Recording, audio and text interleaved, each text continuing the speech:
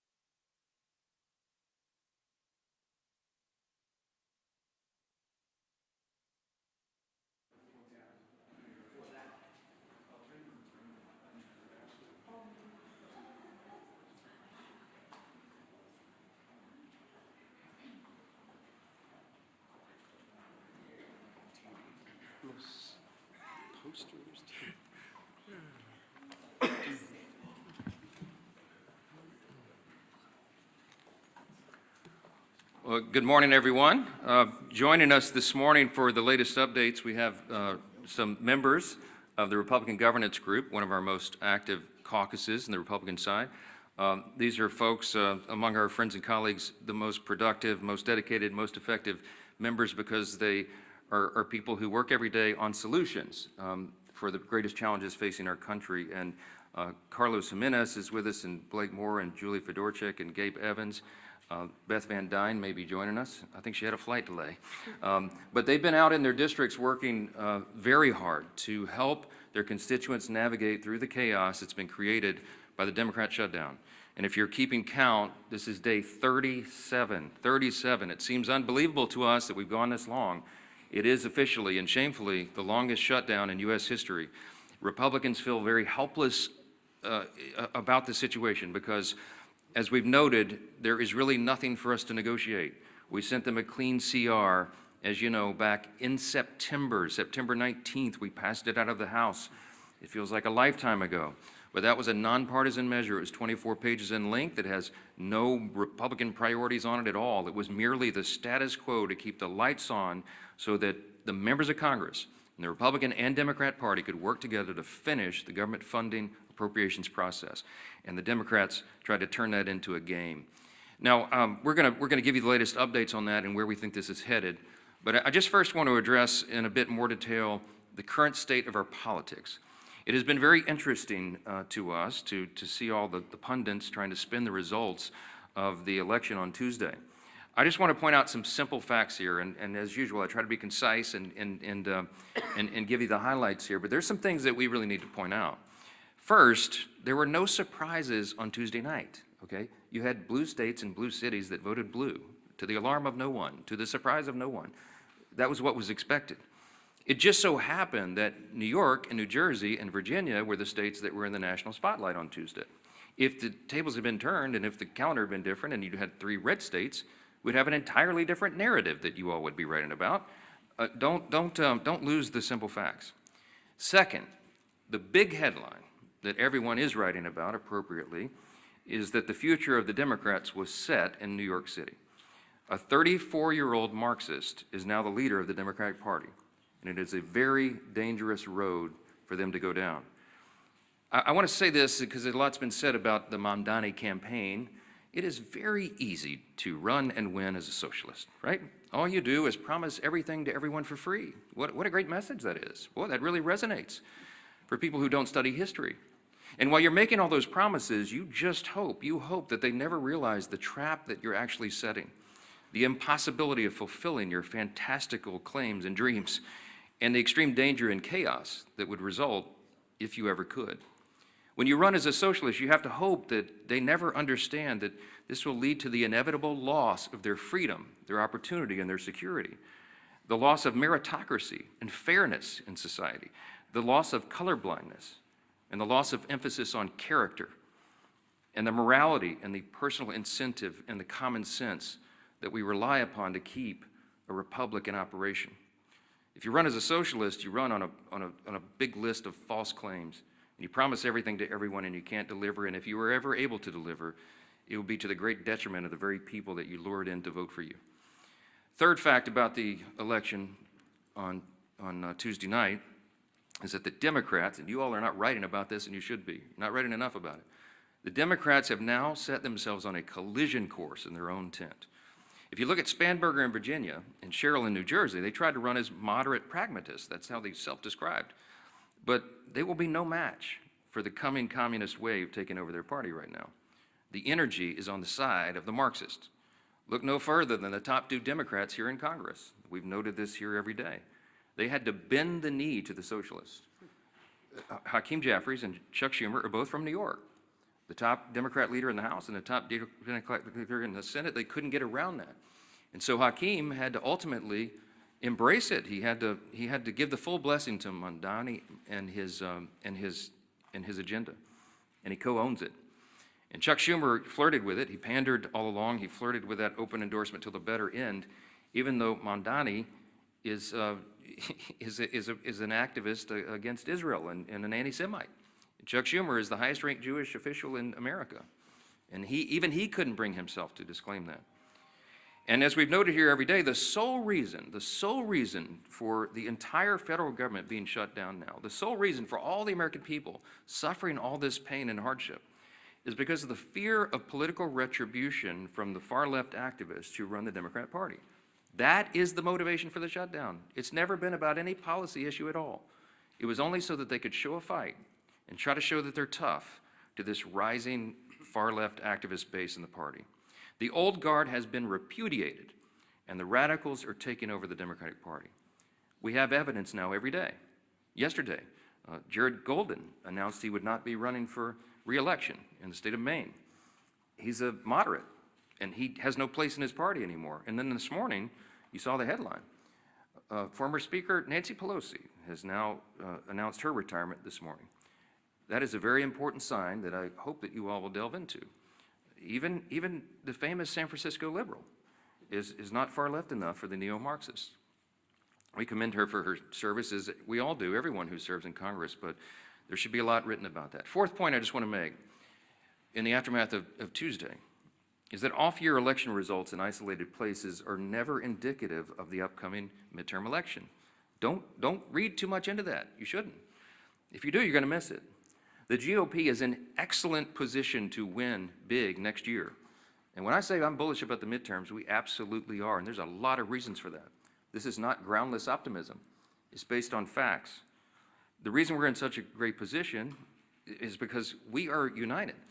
And while the Democrats engage in their emerging civil war, Republicans are going to continue to work and deliver for all the new voters that we brought into the party last fall in 2024. There was a true demographic shift in that election, as you know. Record number of Hispanic and Latino voters, Black and African American voters, Jewish voters, union workers, urban voters, young people.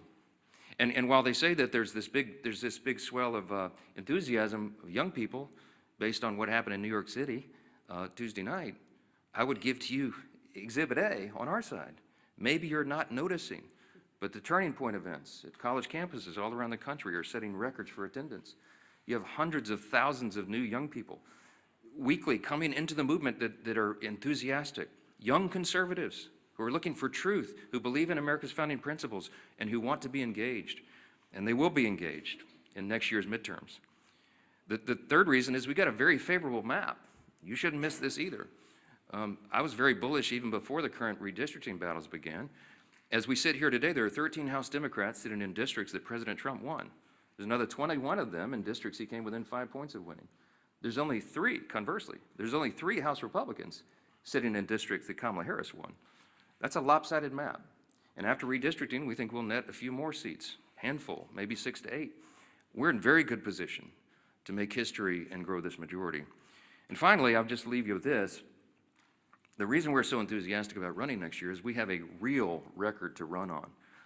Mondami and Democrats want to talk about affordability. We love that subject. We love it. Look at the facts. I brought some this morning.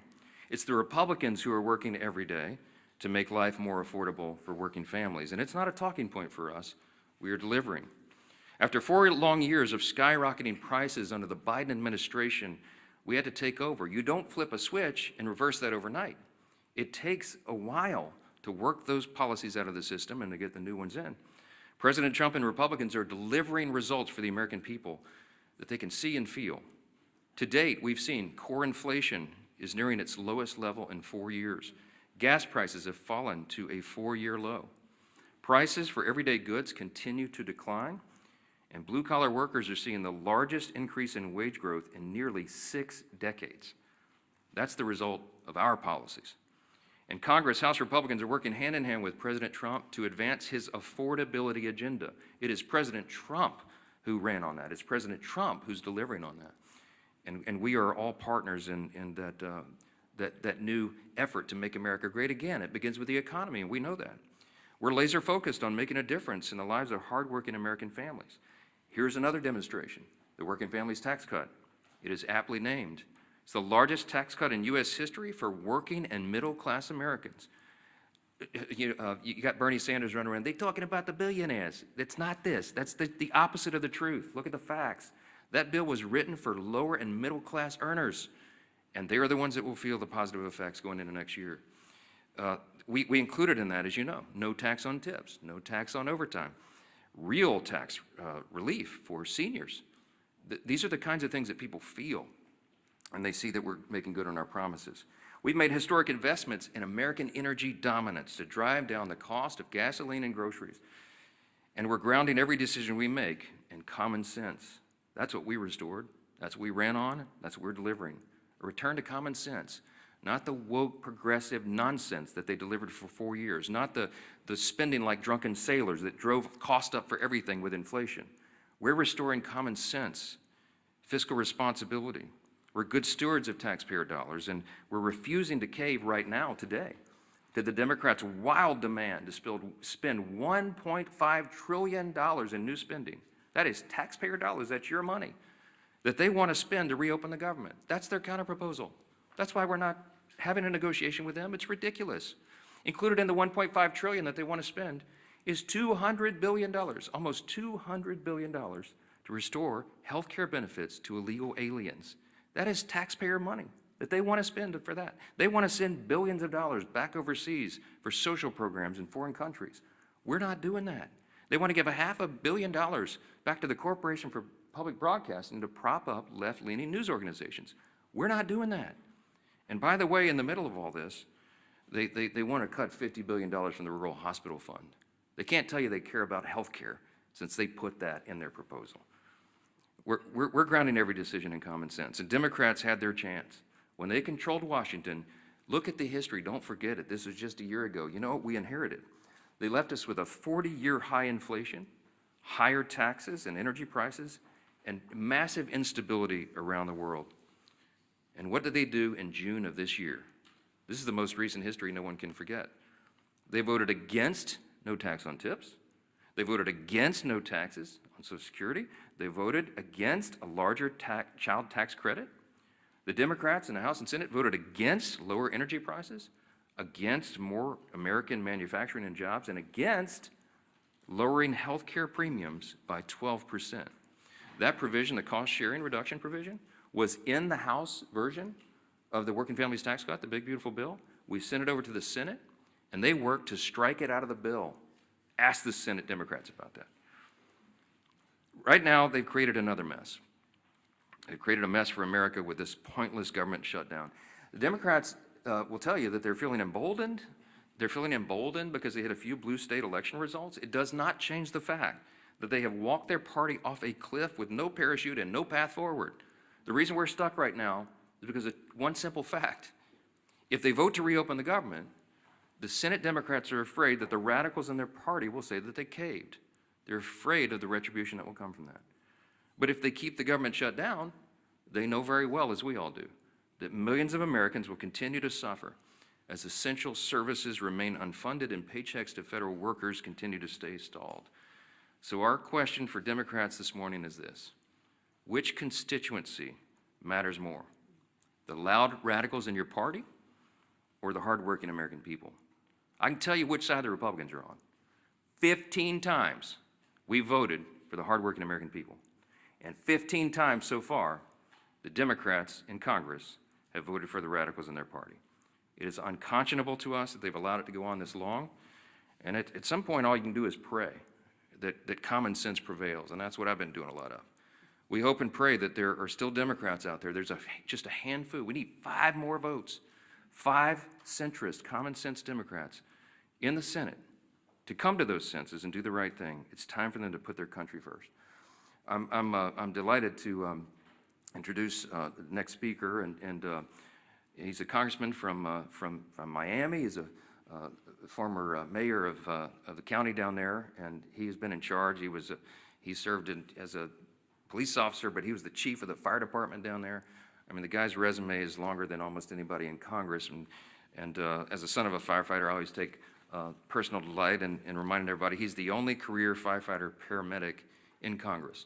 He's doing a great job, and he serves as vice chairman of the Republican Governance Group, one of our largest and most active caucuses I mentioned, and we're truly grateful to have him here to discuss some of these consequences of the government shutdown. Glad to have you. Carlos, come on up. Thank you. Thank you, Mr. Speaker. And if you indulge me, I think you brought me up here to talk about the shutdown, but I will stray a little bit. I'm the only Cuban-born member of Congress. That means I was born in Cuba. I was not born here in the United States. I didn't speak a word of English until I got here. I was 7 years old. And the reason I'm here is that my parents brought me here seeking freedom. Freedom from communism, freedom from a Marxist regime. And so I can tell you that I know a communist and a Marxist when I see one. They may call themselves socialists, they may call themselves a democratic socialist, but make no mistake, Mondami in New York, he's a Marxist. And the thing that bothers me is he's very proud to say, well, I'm young, I'm this, I'm that, I'm Muslim. Hey, I understand you can be proud of that. But then, if you're so proud, don't call yourself a democratic socialist. You are a Marxist. Go ahead. Tell people exactly who you are. He couldn't, and he can't because he knew he wouldn't get elected. But I hope that the people of New York do not suffer the same consequences that my homeland of Cuba has suffered. Castro and the Castro regime destroyed my homeland. They can't even keep the lights on. They don't have food, they don't have medicine, they can't keep the lights on. It's a total disaster of an island, a beautiful island that actually had the second highest standard of living in the Western Hemisphere when the regime took over.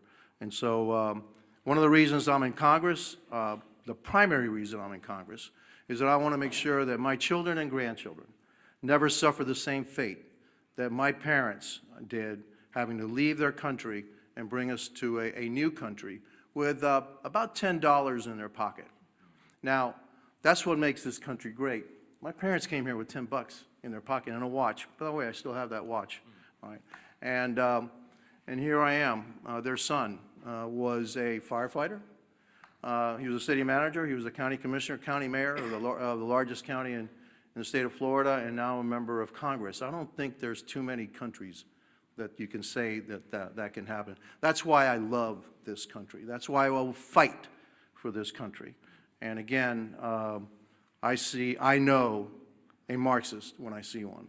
And it's unfortunate that the Democrat Party is heading that way, which means we just have to fight that much harder.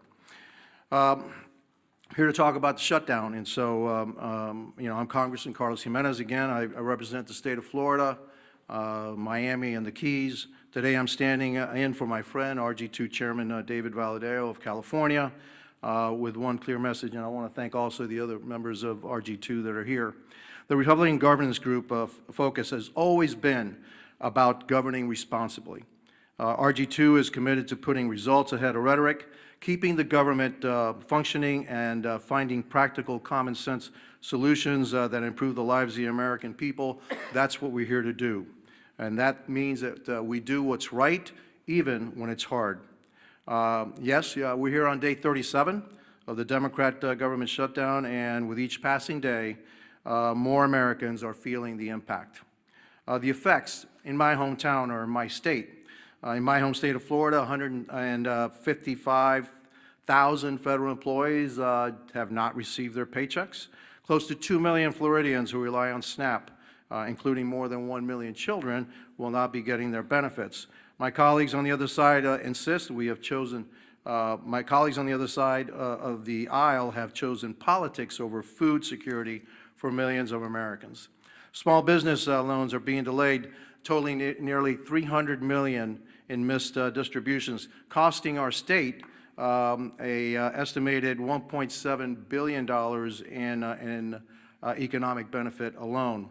Starting Friday, 10% of the American airspace is going to be reduced because of the shutdowns ahead of the busy holiday season. More than 3,500 flights will either be delayed or canceled altogether. That's true effect of this shutdown. Let me be clear, holding the government hostage is not a responsible way to negotiate policy. On September 19th, the House of Representatives voted to extend government funding to keep the government open. And as the Speaker said, with a clean CR. There were no riders in it. There's no policy differences. It's actually a Biden budget, right? And so, what is the problem? No, there is no problem. It's politics. That's the problem. Meanwhile, Senate Democrats have voted 14, now you say 15 times to keep the government closed. The funding bill before the Senate is the same short-term continuing resolution that we passed 15 times under President Biden with bipartisan support. And I supported each and every one of them to keep the government open. And I know that most, if not all, the members of RG2 also voted for the CRs to keep the government funded. We can and should debate serious issues like healthcare costs, but not at the expense of hardworking American families. I urge my Senate Democrat colleagues to pass the continuing resolution so that we can reopen the government and return to the table to negotiate real solutions. History shows that when Congress works together, we can find solutions without inflicting pain on the American people. I urge Senate Democrats again to reopen the government, end the suffering, and then join us in crafting meaningful bipartisan policy meant to improve the lives of everyday Americans. That's how we govern responsibly, and that's how we serve the American people. And I want to thank you for giving me the opportunity, and I guess now I want to turn the dais over to our Majority Leader, Steve Scalise. Well, thank you, Carlos. And what an honor it is to follow my dear friend Carlos Jimenez, who really is the epitome of the American dream. You know, when you hear stories like his, sad stories, the root of it, having to flee your home country because Cuba fell to Marxism, to communism. But luckily, for people like Carlos, all around the world, there's one place that they can look to if they want a North Star. If they still believe in freedom, they yearn for that desire, and then it fails in their home country, they can look to the United States because the United States represents freedom all around the world. And how dangerous of a position that is when Marxists from within try to change it here, try to unravel what makes America so great. And as Carlos came to seek that freedom that millions others have as well, like my great-grandparents who came from Italy to seek that same freedom. Ronald Reagan said it best: freedom is only one generation away from extinction if we don't fight to defend it. Those words of Reagan still ring true today because, Carlos, we will continue to fight for freedom. But it's not an empty fight. There are people on the other side here in America that are pushing back, that want to destroy that capitalist free market system. And so when you look at the results of the election, anybody that wants to go celebrate a blue state voting blue, what they're not acknowledging is what happened in a city like New York. It reverberates. When New York elects a Marxist as their mayor, there are other Democrats that are now looking and saying, does the Democrat Party represent me anymore? And today you heard it again. Democrats are the ones who are looking and saying that they're done with the Democrat Party. Jared Golden yesterday announced he's not going to run again. And he didn't just say he wasn't going to run again because he got tired of serving in Congress. I think it's really important to pay attention to what Jared Golden said. And he is in a swing district.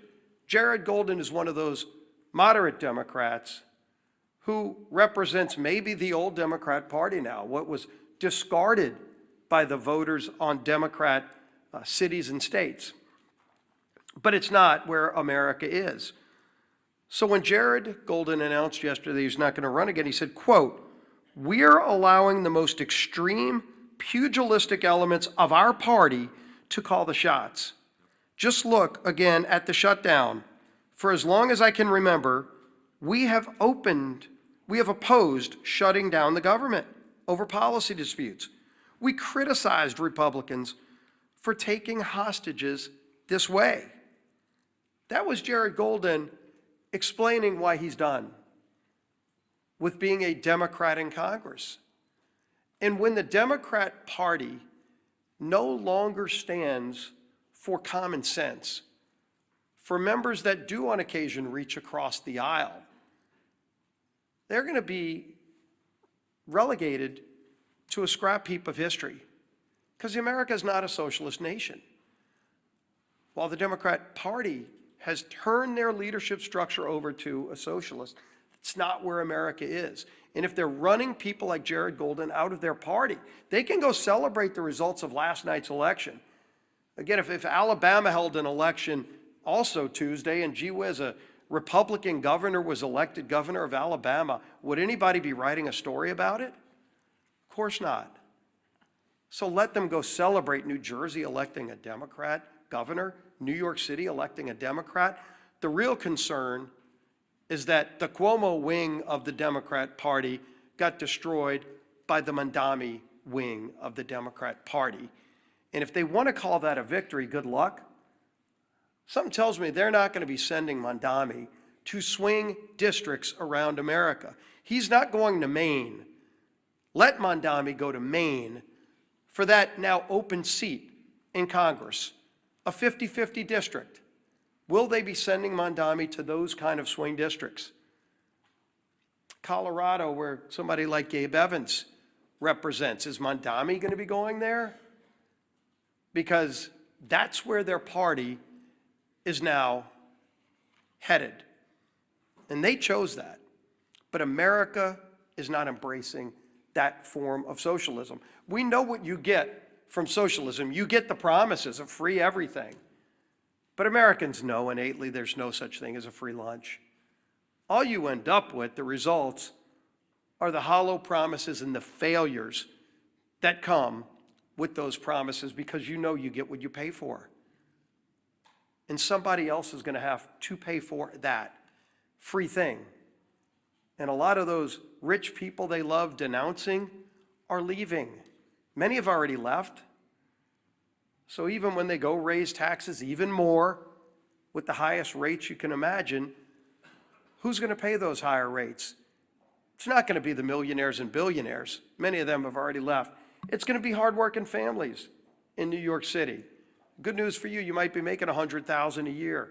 By the way, a police officer married to a school teacher makes more than that in New York City. They're going to be the quote-unquote rich who get the higher taxes and the free buses and the grocery stores that are run by the government with empty shelves and expired food. That's what they're going to get.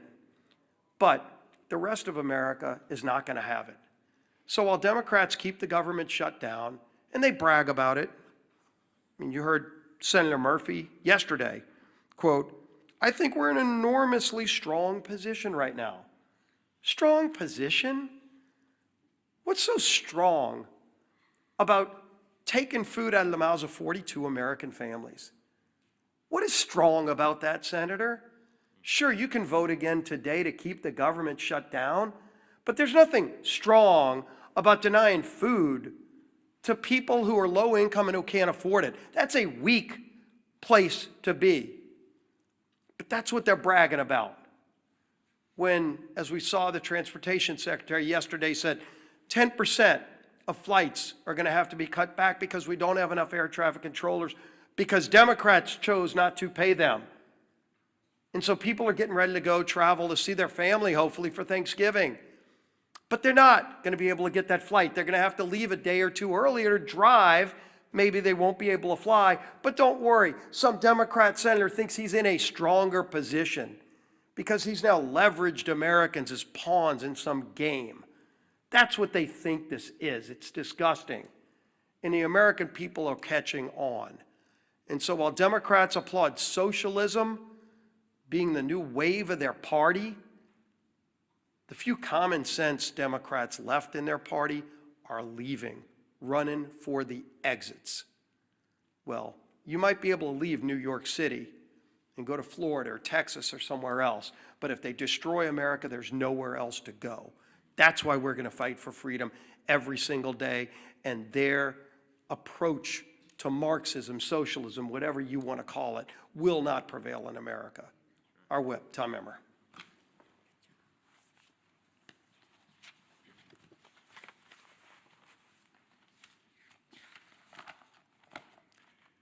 It's day 37 of the Democrat government shutdown, and one thing has become clearer, more clear now than ever. The Democrat Party of today is not your grandparents' Democrat Party. They refuse to govern. They resort to hostage-taking when they don't get their way. They routinely put politics before people. And now they have made communists and assassination fantasizers the pillars of their party. Democrats claim they want to make life more affordable for hardworking Americans, but every time that they've had the majorities in Congress and a Democrat president in the White House, they've done the exact opposite. Take the American Rescue Plan under Joe Biden, for example, which was later deemed by economic experts as the, quote, original sin that led to double-digit inflation. Or look at the Affordable Care Act, which is so unaffordable, they have to pay people to use it. The Democrats have no moral high ground to stand on when it comes to good governance. They don't know what it is. And when they claim that they're fighting for you, do not believe them. Because if this shutdown has taught us anything, it's that the Democrats will willingly inflict pain on the American people if they think it gives them political leverage. Their kamikaze politicians and their constituents deserve better. In stark contrast, however, Republicans have done our jobs. We passed a nonpartisan government funding bill out of the House over a month ago. All we need, as the Speaker said earlier, is just 5 Democrats in the Senate to grow a spine, stand up to the radicals in their party, and join us in getting our clean CR to the president's desk. Enough is enough. It's past time for Democrats to end the political games and reopen the government for the people they were elected to serve. Our conference chair, Lisa McClain. Thank you. Well, good morning, everybody. Again, here we are. Yesterday, Americans woke up to an unthinkable reality. And Carlos touched on it earlier. A communist was elected mayor in America's largest city. How did this happen? Ask yourself, how did this happen? It happened because a small socialist portion of this country took control of the Democrat Party. A party that is now apparently united behind a socialist agenda. And slogans always seem to start with the same word: free. Free food, free rent, free buses, right? I feel like I'm at an Oprah Winfrey show. You get a car and you get a car. Well, this isn't the Oprah Winfrey show. And like many of you, my parents taught me a really good lesson when I was young. Nothing is free. Everything comes with a cost. Absolutely nothing is free. We all learned that. Look no further than the Democrats' disastrous shutdown plan. They want to give free health care to illegals. Come to our country. We'll give you, illegally mind you, we'll give you free health care on the backs of hard-working Americans. And in demanding that, they're asking for $1.5 trillion in wasteful spending and a painful shutdown. A shutdown that has denied food assistance to 42 million American families. 42 million American families. A shutdown that has forced law enforcement to work without pay. But don't worry, I'm sure those law enforcement agents can go and get free food from their local grocery store, and somebody will pay their free rent, right? Yeah, I live in reality, not fantasy. The Democrats want to jeopardize our national security. And now, flights have been reduced by 10% at 40 of our major airports. I think air traffic, like when you get on a plane, what's next? Like your plane rides are going to be free too? I mean, why stop at food and buses? Let's just give everything free. It doesn't work like that, people. Nothing's free. Somebody is paying. And who pays? Anybody want to guess who pays? Hardworking taxpayers, American taxpayers. That's who pay. Nothing's free, right? Nothing is free. Look at your Republican leaders. Just compare and contrast. That's why we voted more than a month ago to actually fund the government. That's why we've been working in our districts to help those that are suffering. And that's why we are delivering real results that drive down gas prices and drive down mortgage rates and drive down the price of eggs. No one's reporting on the price of eggs anymore, right? Now, not for illegals, not for radicals, and not for communists who despise this country, but for the men and women who love America, like Carlos and his family who came over. And let's keep it that way. And let's make sure that we keep America strong every day. So to the Democrats, let me be clear. Republicans will still be there when your communist lawmakers aren't. And when your communist kingmakers finally give you permission to put Americans first again, Republicans will still be here. We'll still be here when your socialist experiment collapses, because it always does. And we'll still be standing shoulder to shoulder with the hardworking Americans who aren't demanding free groceries, free buses, free rent. No, we will be standing shoulder to shoulder, demanding nothing less than freedom. That is what Republicans demand, freedom. Because that's what makes this country great. Not socialism, not government control, but freedom. Thank you. All right, questions? Yeah, go ahead. The Supreme Court, and specifically Justice Gorsuch yesterday, seemed concerned about the Trump administration's usurping congressional authority, calling it a, quote, one-way ratchet that can't be turned back. What's your response to that? Are the justices right to be concerned that Congress isn't fulfilling its constitutional obligations? I don't find myself in disagreement with Justice Gorsuch too often, but I think he's missed the mark on this one. First of all, I don't think you should read too much into the questioning that you heard at the Supreme Court. I mean, this is part of judicial review. It's a cherished part of that tradition. I used to be one of those litigators. I did constitutional law, oral argument, and I would have liked to have argued that case yesterday, because I think the law is clearly on the side of what the administration has done. I'll remind you that I'm a jealous guardian of Article 1. You know, the legislative branch of government in our constitutional system is the most important. It was placed first in prominence.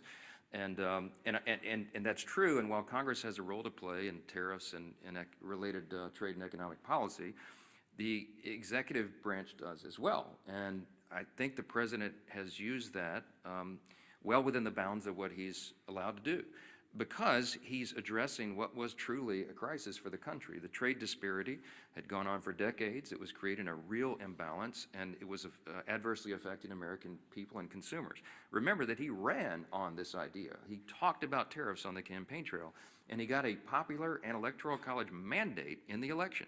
So this is not some surprise. He's fulfilling the promise that he was elected to fulfill in a literal sense. So I think the court has to give deference to that. I think the court has to recognize the executive is doing what they're doing. He's using tariffs to create leverage in our trade strategy, and it is yielding great results for the American people. And heaven forbid if it were reversed, because it would create chaos, which is one of the questions I think Justice Barrett asked, my old friend from Louisiana. I mean, that was an important question, because it would set back all of the strategy and the trade agreements and a lot of the things that have been accomplished for the people. So in summary, I would say, don't read too much into the questions. This is how the process works. I'm sure the court will look at this very carefully and deliberately, as they do, and I expect that we'll have a majority of the court that says that this administration is doing what they have the legal authority to do. If I felt like the executive branch had overstepped its bounds on trade or on the tariffs or something, I would have stepped in. I mean, that's my job as the Speaker of the House over the legislative branch. I would have done it in my own way, to be candid. I would have gone to the president privately and said, hey, sir, enough. I think you're overstepped the bounds. Let's try to figure that out. I wouldn't have publicly had a big spat with him, because it wouldn't have been necessary. But that conversation didn't happen, because I believe that what he's done is well within the bounds. And so we'll see what the court does. Yes? Thanks, Mr. Speaker. Leader Thune has said on a number of occasions that in exchange for reopening the government, he will promise Democrats a vote on ACA subsidies by a date certain. Will you do the same in the House? He promised it a long time ago, and he was rebuffed. I mean, that's not what this is about. I mean, they've demonstrated over and over and over. Somebody said this is the Seinfeld shutdown. It's about nothing. If you brought in 100 Senate and House Democrats right now and said, what is it about? They wouldn't even give you the same answer. They don't even know. They filed a counter proposal that's $1.5 trillion in new spending with all the crazy abuses that I listed earlier today. That's still sitting out there. That's the counter proposal. Then they tried to say it was about health care. That was never the issue for the September 30th fiscal cliff. That was always a December issue. We always knew, everybody in the building knew, we were going to have to wrestle through that and come to a consensus on a solution on the COVID-era Obamacare subsidies in October, November, December. And ironically, they're eating up all the clock where that would have been done. It's not about any of this. It's about politics, as we explained earlier. They are more afraid of the radical activists who are running the Democratic Party right now than they are of starving families, having families go hungry and having federal workers go without paychecks. That's just a simple fact. So yes, Leader Thune has been over backwards. He's offered them a vote. You know what they told him in response? No, we need you to guarantee the outcome of that vote. Well, that's ridiculous. That can't be done. The House is funded from the Senate. Will you assure the House members that they'll get a vote, House Democrats, that they'll get a vote on ACA subsidies by a date certain? No, because we did our job, and I'm not part of the negotiation. The House did its job on September 19th. I'm not promising anybody anything. I'm going to let this process play out. I'll tell you what they wanted. I'll tell you what Schumer and Jeffries wanted. In fact, Chuck Schumer said it publicly and decried that Thune and I would not go in a back room with them and make a four corners agreement on Obamacare subsidies. And I said, there's no way. That it was never possible or appropriate for that to be handled on a CR, on a short-term stopgap funding measure. And he knows that. And we're not doing that anymore. We're not taking four corners, four leaders in a back room and making a deal and hoisting it upon the people. I'm not going to be a part of that. Chuck Schumer is part of the old way this was done, and that's part of the reason why people have such a lack of trust in Congress. We need to be transparent, open. We need to do it through the process. We need to involve and engage all of our caucuses and all of our members in this discussion. Healthcare is very complicated. It is very complex, and it is not something four people can go in a smoke-filled room in the back and make a deal on. I reject it. Yes. Speaker, the president yesterday said that Republicans were getting billed for the shutdown. Is it helpful to have them talking like this when it's actually emboldening Democrats not to pay? Look, I've spoken with the president about it. I reminded him, as I said this morning, this was not a surprise to us. I mean, blue states elected blue leaders. I mean, yeah, so what? I mean, it would have been a huge headline if we could have had an upset there, but that was to be expected. As Leader Scalise said, I mean, you know, if the three big elections yesterday would have been in, you know, Louisiana, Alabama, and Texas, you'd have a totally different narrative, right? Or name any red state. It just so happened that those were the blue states. That was the blue outcomes. That's what everybody expected. I don't read too much into that. Yes, front row. Morning. Two questions. One, about the shutdown, you said 48-hour notice for the House to return. Does that include this weekend? And then a question for you and for Chairwoman McClain. Egg prices are no longer in the headlines, but food prices themselves have still been going up. Grocery prices are still going up. How do you respond to that? Yeah, but the USDA has reported, and all of the economists have shown, food prices always go up. There's an inflationary level that's built into grocery prices, but they're going up at a much slower pace. In other words, the economic policies, even though all the provisions of the Working Families Tax Cut have not yet been implemented, that's going to make a dramatic effect. It's going to be like jet fuel to the economy. We have all these pro-growth policies that will bring down costs, increase wages, increase jobs, and more access to the economic rung so that more people can climb up the ladder. But in the meantime, even the fact that we have made these positive steps and momentum, grocery prices are rising at their slowest level in many years. You should look into that. So, I mean, that is an exhibit C, and the argument that it's Republican policies that are the only thing that's going to bring that down. The reason that your grocery prices are so high, it's multifaceted. But it's because we had 4 years of Bidenomics. Remember when they tried to tell you that Bidenomics was so good for you and your family? And everybody went, what are you talking about? That's part of the reason we shellacked them in the election last fall, because they were trying to sell you a bill of goods that wasn't true. And the reason that inflation rose is because, as was noted earlier, the big signature pieces of legislation that they passed in the Biden administration were disastrous for the economy. And it made inflation rise rapidly. Why? Because when you pour more dollars into the economy, that is the effect. It's just as sure as gravity. It's basic economics. And the Marxists and the socialists who are taking over the Democratic Party turn a blind eye to the reality of basic economics. And you're going to see the effects of that as well. Yes?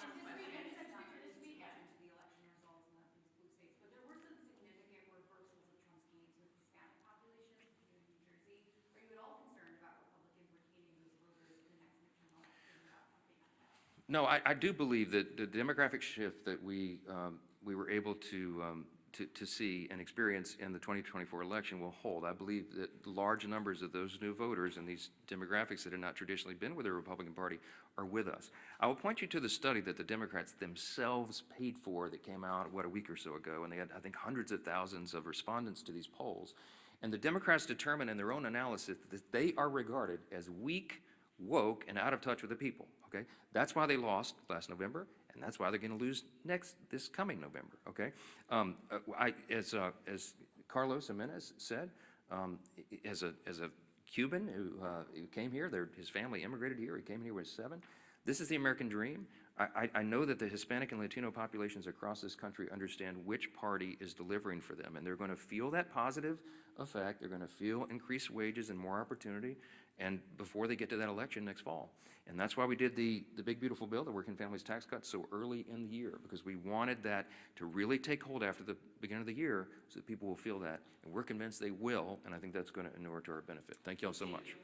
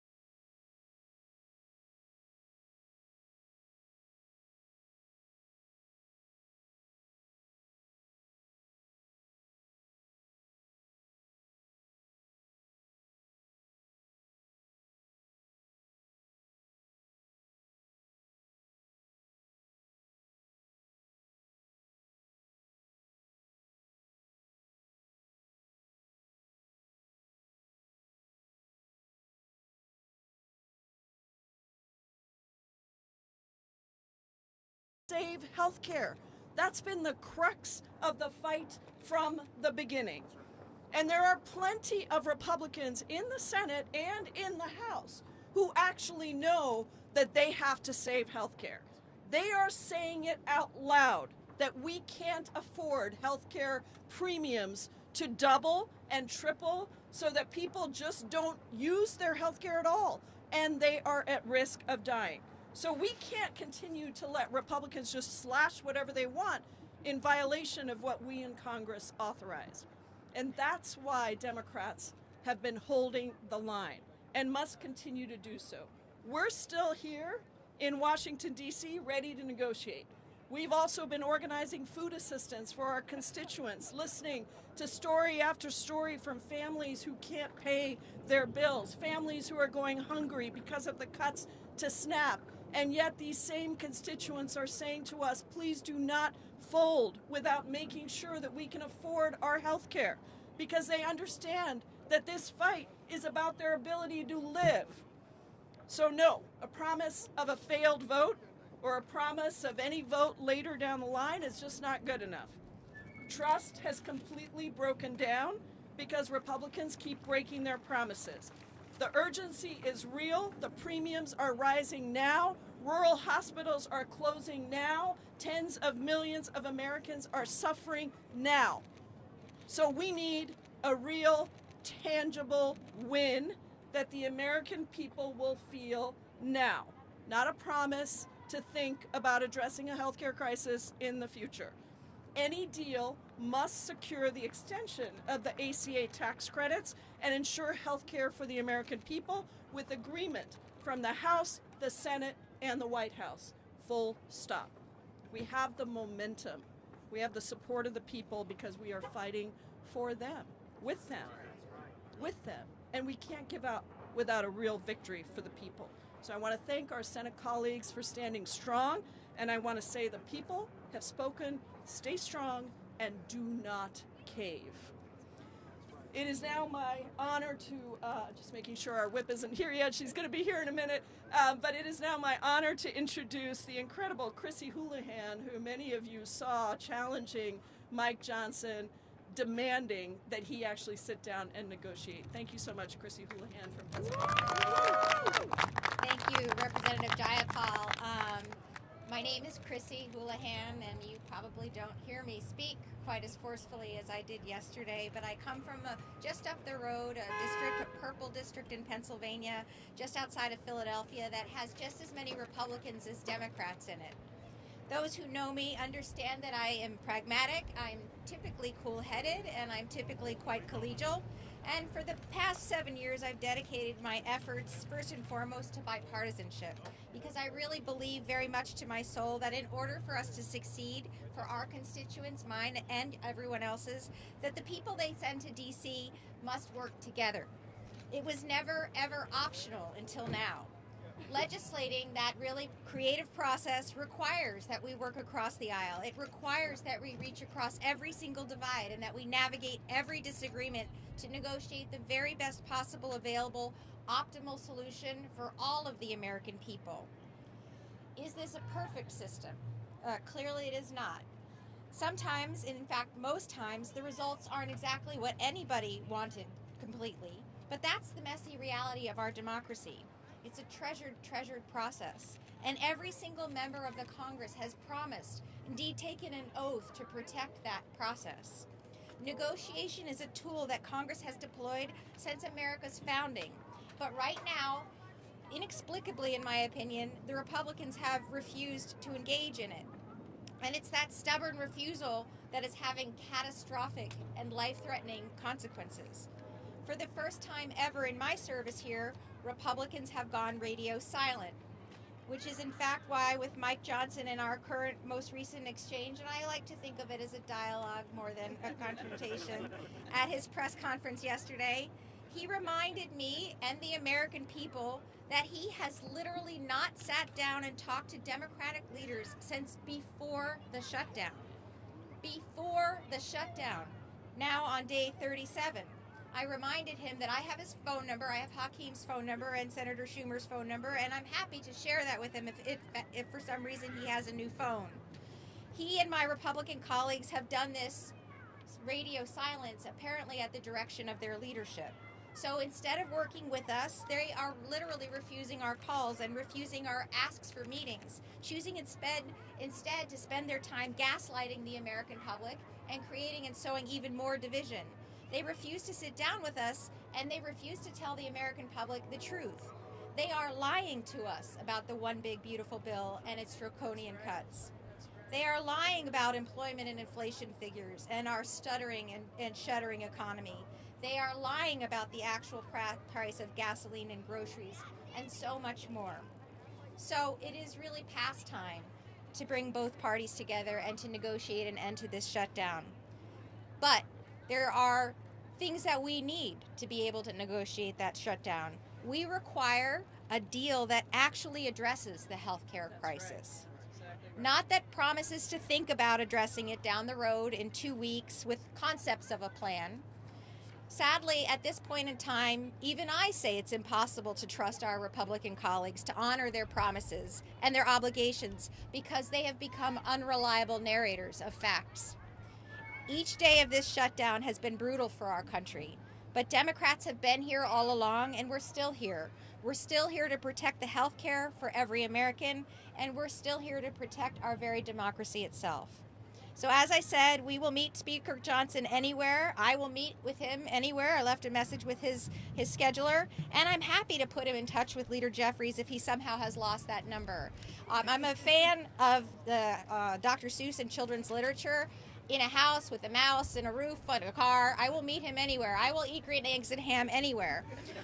So let me be clear, our votes and our position will not change. The healthcare crisis facing Americans must be addressed and addressed now. We are here to negotiate and to compromise now, and we ask Republicans to join us in doing the jobs that the American people have sent all of us here to do. Thank you very much for the opportunity to join you. I now get the opportunity to introduce the astounding, esteemed Whip, Catherine Clark. Oh my goodness, thank you, Chrissy Houlihan. We appreciate your dialogue with the speaker and the gentle reminder. And I am so grateful to Congresswoman Jayapal, to President Barrett, for bringing us together, and to all my colleagues from both sides of the Capitol. Thank you for showing up. Thank you for being in this fight. Republicans are hiding out when they should be here governing. But these leaders behind me, the leaders in our Democratic caucus, are fighting every day for a budget and a country that is worthy of our children. I really don't want to lose sight, and as all the speakers have pointed out, of what's really at stake. And with so many people that the Republicans are going after, American people, in honor of our retiring Speaker, Nancy Pelosi, I want us to think about the children of this country and the impact of them. It is children who are being asked to give up meals. It is children who are being asked to give up health care just to pay for the billionaire tax cuts. 13 million kids in this country don't get enough to eat. And what do the Republicans do? First, in the spring, they defunded food banks. They canceled thousands of shipments, 94 million pounds of food. Then they passed their budget and voted to cut SNAP by $186 billion. And then they went after even more. They withheld billions in SNAP funding. They weaponized hunger in this country. Money that was already appropriated by Congress to feed hungry people. They are using their hunger as a political weapon, taking food away from people so they can take away their health care too. Think about that. Think about that. They want to kick 1 million children off of Medicaid. They want to hike ACA premiums on another million. Their entire agenda is immoral. It's insidious, destructive to the very people they were sent to Congress to represent. Republicans need to stop with the excuses and listen to their own constituents. I want to tell one story of Allison Chandra from Utah. Allison grew up in a conservative family. She was actually opposed to Medicaid. She embraced a lot of the talking points we're hearing from Mike Johnson and our GOP colleagues.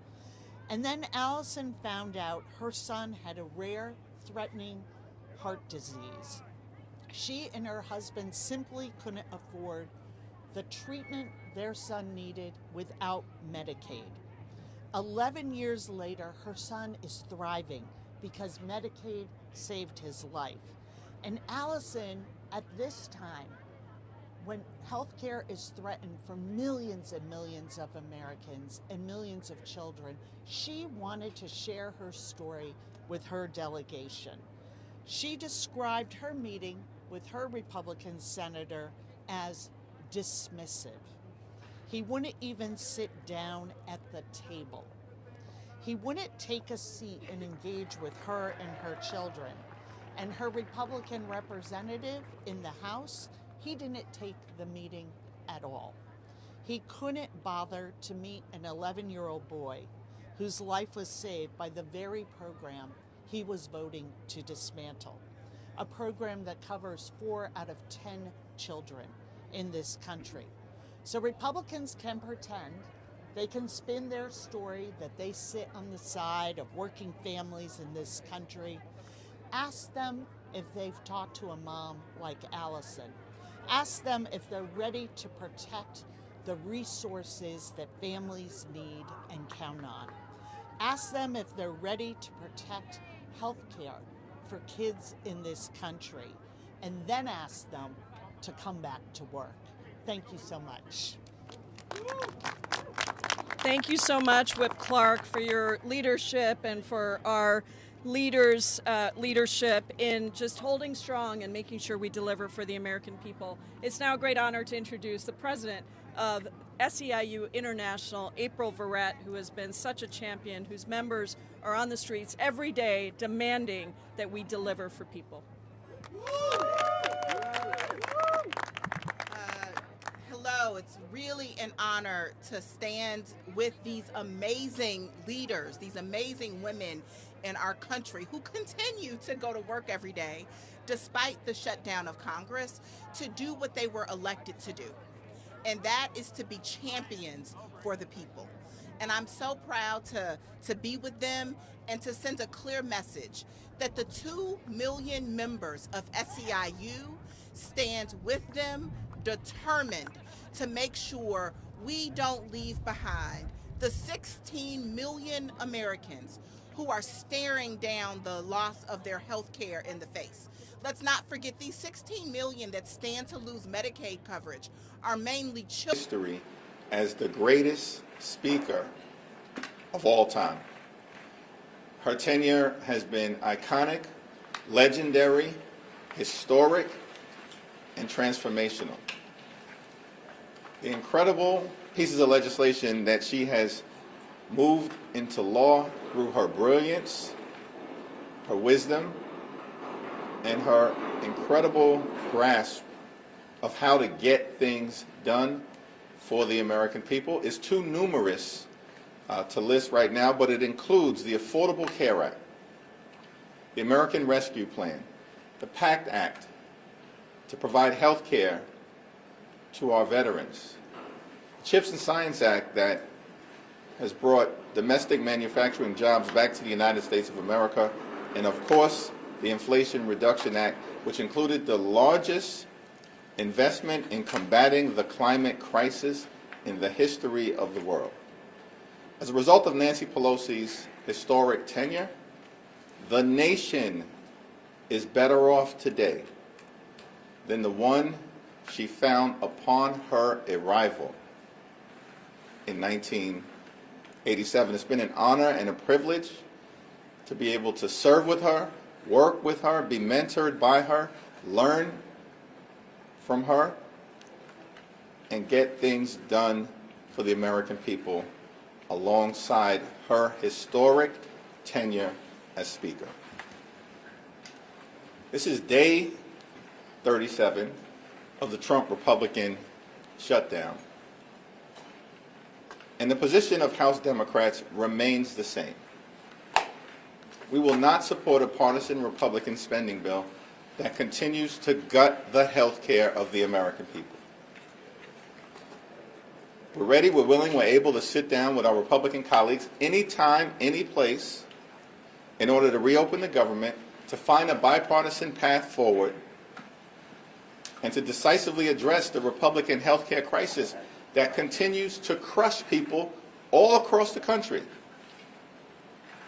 Tens of millions of Americans who are in the open enrollment period right now are seeing their premiums, copays, and deductibles skyrocket, in some cases, by $1,000 or $2,000 per month. That is unsustainable, particularly in this country right now, which is experiencing an affordability crisis. Life has gotten more expensive under Donald Trump and Republican policies. This is from a group of people led by Donald Trump who promised that costs were going to go down on day one. Costs haven't gone down in America. Costs are through the roof. Housing costs are up. Grocery costs are up. Child care costs are up. Electricity bills are skyrocketing. And now, because of the Republican refusal to extend the Affordable Care Act tax credits, health care premiums are going to drive some people into medical bankruptcy, and tens of millions of folks won't be able to provide a doctor when they need one. That's why we have to decisively address the Republican health care crisis. And that's why we need Donald Trump to show some leadership. Stop hiding. Show some leadership. Direct Mike Johnson and John Thune, both of whom work for you. Donald Trump is the puppet master of congressional Republicans. Show some leadership. Direct them to sit down so we can authentically enter into a bipartisan negotiation and end this Republican madness now. Questions? Michael. Leader Thune said this morning that the reason that Democrats won't agree to pass the CR that's on the spending before the Senate right now is because House Democrats are pressuring Senate Democrats to continue to hold out for political reasons. What's your response to the suggestion that it's because of your caucus that Senate Democrats refuse to support the CR that's been voted down for? Under the leadership of Chuck Schumer, Senate Democrats have been brave and courageous in standing up for the health care of the American people. The Republican health care crisis is not a made-up thing. It is devastating people all across this country, in rural America, urban America, working class America, small town America, suburban America, the heartland of America, and in black and brown communities throughout America. It's not a made-up thing, the Republican health care crisis. As Marjorie Taylor Greene continues to acknowledge, it's a real thing. The largest cut to Medicaid in American history. 14 million people or so are going to lose their health insurance because of what Republicans did in their one big ugly bill. Hospitals and nursing homes and community-based health centers are closing as we speak all across America, including in Louisiana. Mike Johnson and Steve Scalise could care less. They're doing in their own constituents. These things are happening because of the Republican health care crisis. This country actually faces the largest cut to Medicare, $536 billion, in American history, unless Congress acts by the end of the year, because of what Republicans did in their one big ugly bill. And now, since Republicans refuse to extend the Affordable Care Act tax credits, tens of millions of Americans are seeing their health insurance premiums skyrocket, making seeing a doctor for themselves, their children, and their families unaffordable. At the same period of time, in these appropriations bills, Republicans are trying to gut the Centers for Disease Control and the National Institute of Health and undermine the ability of everyday Americans to actually receive vaccines. This Republican health care crisis is real. That's why House Democrats are standing up for the American people. It's not a partisan thing. It's a patriotic thing. That's why Senate Democrats are standing up for the American people. Not a partisan thing, a patriotic thing. We have to decisively address the Republican health care crisis. And John Thune is divorced from reality. I mean, it's a clown show over in the Senate. 14, 15 times you bring the same partisan Republican spending bill to the Senate floor, expecting a different result. That's the classic definition of legislative insanity. Doing the same thing over and over and over again, has no ability to actually negotiate in good faith.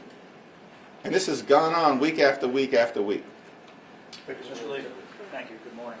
I understand the Democrats' concerns about health care and the arguments that you've made about that, but do you think at some point with the crisis in the aviation industry, cutting off these flights, people concerned about air safety, air traffic controllers not getting paid, do you think that the air question will pivot some of your members and say, we have to open up the government because we're worried about people flying? We want to immediately reopen the government. We want to find a bipartisan path forward to enacting a spending agreement that actually meets the needs of the American people and actually drives down the high cost of living.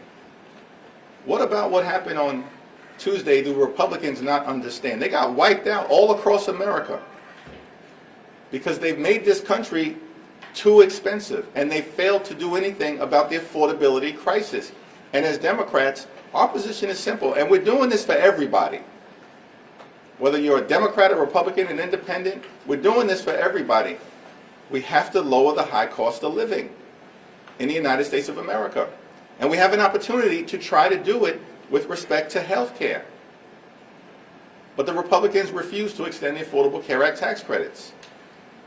On the aviation safety issue, we need a full and complete briefing so we can understand from the administration what the current status is, what the impact of administration layoffs have been prior to the Trump Republican shutdown, because the administration has been going after the FAA since the beginning of their time in office, since January 20th. And we need to understand how we got to this moment, separate and apart from the Trump Republican shutdown. The problem is it's like impossible to have a congressional briefing with House Republicans on vacation. 6 consecutive weeks they've canceled votes. I mean, it causes you to answer or ask the question, is there such a thing as a 4-ring circus? Because it's a circus right now in the House, in the Senate, across the country with Republicans, and certainly at 1600 Pennsylvania Avenue. Mr. Leader, did the former speaker notify you of her decision to retire, and does her retirement signal a shift in generational leadership for Democrats? Yes to the first question. To the second question, we are all proud to stand on the shoulders of Nancy D'Alessandro Pelosi. It's been a great honor for me to be able to serve with legendary members of Congress from the very beginning of my time in office. And that, of course, includes, right at the top of the list, Nancy D'Alessandro Pelosi, or John Lewis, or Charlie Rangel, Elijah Cummings, Eddie Bernice Johnson, John Dingell. We can go through the list. These are legendary members of Congress. And, of course, right at the top of that list is Speaker Emerita Nancy Pelosi. Speaker Johnson says he won't even guarantee a vote on the ACA issue. Can you react to that? Well, Mike Johnson has claimed over the last several weeks that Republicans are the party of health care. That's a joke. Why does this guy keep lying to the American people? Week after week after week, it's a new story. Because for several weeks, we were told that Republicans had a health care plan, and that Republicans had planned all along to address the Affordable Care Act issue and the fact that these tax credits for working class Americans, middle class Americans, and everyday Americans are about to expire. And Republicans can't be bothered. This from a group of people who somehow found $40 billion to bail out their right-wing dictator friend in Argentina. $40 billion to put Argentina first. Not America first. Republicans have put Argentina first. And they can't find a dime to extend the Affordable Care Act tax credits. This is part of the reason why Republicans were rejected all across the country.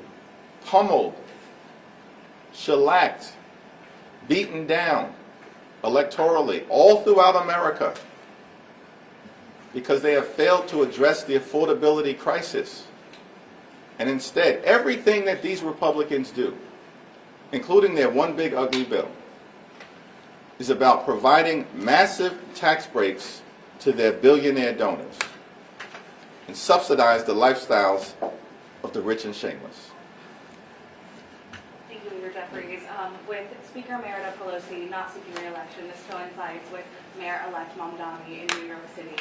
So as he is on the shoulders of Speaker Emerita Pelosi and looking ahead, how will you work with him to make New York City better? Well, as I've indicated, it's incumbent upon all of us, everybody in New York City, to make sure that the mayor-elect is successful. People who supported him and people who did not support him. There's a time for politics and there's a time to govern. And when the mayor-elect is inaugurated on January 1st, it's a time to govern. Just going off of that question then, how would you advise the mayor-elect to approach the president and how Trump has been threatening to withhold federal funds from New York? I guess how would you advise him to go about handling? Yeah, those private conversations will remain private, but we are not going to let any toxic president, attack the people of the city of New York. Thank you, Mr. Leader. So you're saying that you want a bipartisan deal and that you have to address health care. I just want to clarify with you then. What you want is an ACA subsidy extension to be either in a CR or a legislation that will get a vote and will pass? We're not going to negotiate the specifics in public, but as we've repeatedly said, we have to decisively address the Republican health care crisis, and that begins with dealing with the Affordable Care Act tax credits.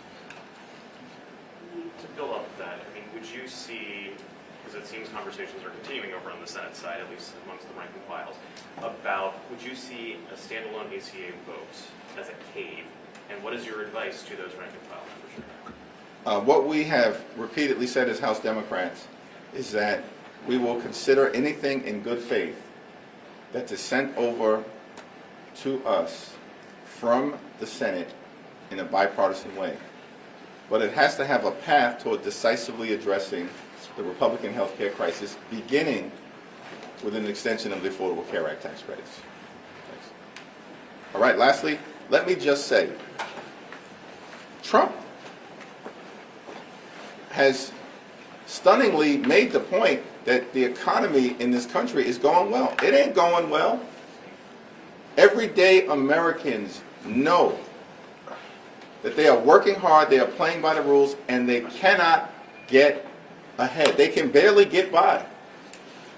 The cost of living in this country is way too high, and Republicans are clearly out of touch, focused solely on the wealthy, the well-off, and the well-connected. As Democrats, we're going to continue to work hard to drive down the high cost of living, to fix our broken healthcare system, and to clean up corruption, to deliver an America that works for working class people.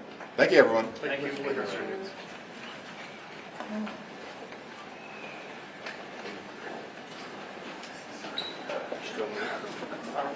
He was on the X. It's a good smell. Do not step on the X. What happens if we step on the X?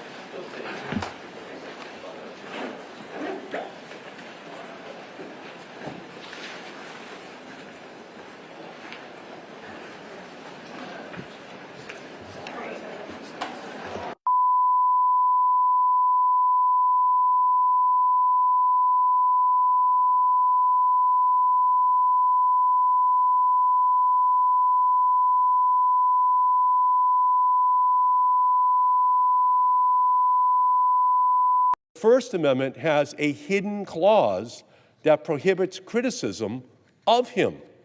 This Trump exception flips the First Amendment on its head. Rather than protecting the public's right to speak, it protects Trump's right to be free from criticism. That's how kings think. That's not how elected officials in the United States are allowed to think. That they are infallible, that no one can ever criticize them. So that might sound crazy. Could Donald Trump really think criticizing the president is illegal? So just look at his record. Law firms, universities, protesters, journalists, all have faced this administration's wrath for their speech. The message is clear. If you dare to dissent, you have a target on your back. Consider President Trump's repeated attacks on broadcasters. Over and over again, he has urged the chairman of the Federal Communications Commission to revoke broadcasters' licenses for their speech. His allies, including Chairman Brendan Carr, have echoed those threats, even warning ABC and Disney that the FCC could, quote, do this the easy way or the hard way, over the political commentary of late-night host Jimmy Kimmel. Those are not jokes. These are threats. And when government officials use the power of their office to intimidate or silence speech, they assault the very fabric of our democracy. The resolution I bring forward today is simple. It is straightforward. It condemns any suggestion by President Trump or his administration that criticism of him is illegal. It reaffirms that the First Amendment protects the right to speak truth to power, including and especially to the most powerful person in our country. And it urges all Trump administration officials to refrain from using the machinery of government to punish or suppress dissent. This is not about partisanship. It is about principle. Presidents come, presidents go. But the First Amendment must endure. If we allow any president to wield government authority as a cudgel against speech, then no citizen's voice is safe in our nation. Not yours, not mine, not the press, not the public's. No one is safe. So I urge my colleagues to join me in sending a clear and bipartisan message. In the United States of America, it is not illegal to criticize the President of the United States. It is our constitutional right to be able to criticize the President. We have to give our support to our government, to our nation, 100% of our time. But we only have to support elected officials led by the President when they are right. That is what our country is all about. That's why we have a First Amendment. Mr. President, I ask unanimous consent that the Senate proceed to the consideration of Senate Resolution 486 submitted earlier today, and further that the resolution be agreed to, the preamble be agreed to, and that the motion to reconsider be considered made and laid upon the table with no intervening action or debate. Is there objection? Mr. President. Senator from Florida. Reserving the right to object. Mr. President, this is an interesting conversation, but Democrats have had 37 days to stop the most important issue that this Senate should be focused on right now, and that's this shutdown. But they clearly rather spend their time playing politics and attacking the president instead of doing what's best for the American public. Democrats have caused the longest government shutdown in our nation's history. For one reason, they hate our president. They hate him. They don't care that their actions are stopping our troops, Capitol Police, federal law enforcement, air traffic controllers from getting their paychecks. They don't care that they're causing chaos and delays at our airports, or that 42 million people rely on SNAP benefits who can't put food on the table. Now, I think about growing up. I was blessed, had a wonderful mom, but we lived in public housing. I don't know my dad. She really struggled to put food on the table. In my state of Florida and all across the country, we have people worried about putting food on the table right now. Little kids are worried about getting a dinner tonight. And it's because the Democrats have decided to shut down our government. So I represent the people of Florida and Americans across this country who are sick and tired of these political games. What we ought to be doing is feed our families, pay the people that are working their tail off, and open our government. Therefore, I object. Mr. President. Objection is heard. Senator from Massachusetts. Thank you, Mr. President. Mr. President, it is telling that the Republicans have objected with an unrelated bill. This is a classic Republican move. They're scared of supporting anything critical of Donald Trump, but they don't want to defend his actions at the same time. So they object and pivot to an unrelated issue. But don't be fooled. Senate Republicans just blocked a resolution stating that it's not illegal to criticize President Trump. I'm genuinely shocked that we can't agree that the First Amendment protects our right to criticize the president.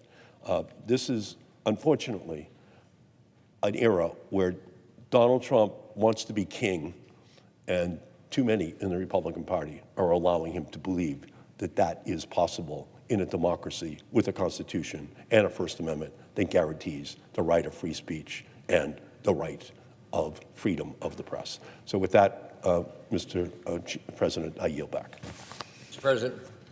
Senator from Florida. And I'm shocked that my colleague doesn't want to worry about the people, the 42 million people that are not getting SNAP benefits, the Capitol Police that are protecting us that aren't getting paid. These people have mortgages and they ought to get paid. So, Mr. President, I rise today with my bipartisan and common sense No Budget, No Pay Act. It's a simple proposal that says if members of Congress can't complete one of our basic jobs of funding the government, we shouldn't get paid. This shouldn't even be necessary. We should just do our jobs. But as we sit here over a month into the Democrat shutdown, it's clear we need something to hold Congress accountable. Every year we're tasked with putting together a budget with the expectation that it is on time and fits the needs of the American people. The American people elected us to come together. Look at what we're collecting in revenues and put together and pass 12 appropriation bills that use those dollars effectively. I was governor of Florida. Every year, we passed a budget and we balanced the budget, and we did it on time.